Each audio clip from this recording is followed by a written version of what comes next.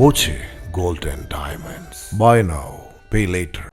ഒറ്റപ്പാലം കോതകുരിശി ചേറമ്പറ്റ ഭഗവതി ക്ഷേത്രത്തിൽ നവരാത്രി ആഘോഷവും ഭാഗവത സപ്താഹ യജ്ഞവും 22-ന് തുടങ്ങും. നവരാത്രി ആഘോഷ പരിപാടികൾ 22-ന് വൈകിട്ട് 4:30-ന് ഗാനരചയിതാവ് വയലാർ ശരത്ചന്ദ്രവർമ്മ ഉദ്ഘാടനം ചെയ്യുമെന്ന് ഭാരവാഹികൾ അറിയിച്ചു. യോഗത്തിൽ Malabar Devaswom board area committee chairman Dandapani വിശിഷ്ടാതിഥിയാകും.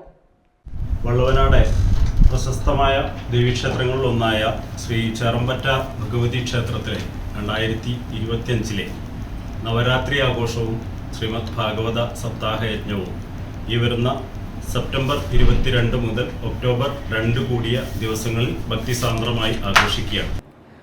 വൈകിട്ട് 6-ന് കോഴിക്കോട് പ്രശാന്ത് വർമ്മ നയിക്കുന്ന മാനസ ജപലഹരി അരങ്ങേറും. പ്രശാന്ത് വർമ്മയെ ചേറമ്പറ്റ ദേവി പുരസ്കാരം നൽകി ആദരിക്കും.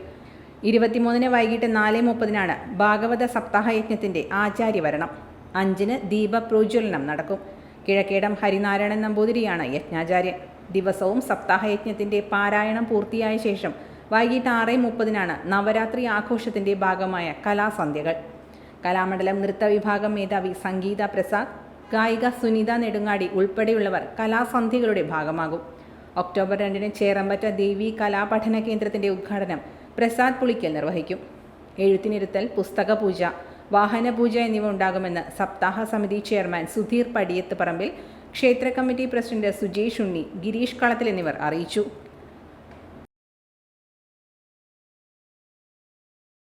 Time kids pre school, Mannannur road, Vaniyamkulam. .View news. കാഴ്ചകളാണ് ലോകം, കണ്ടു തുടങ്ങുക.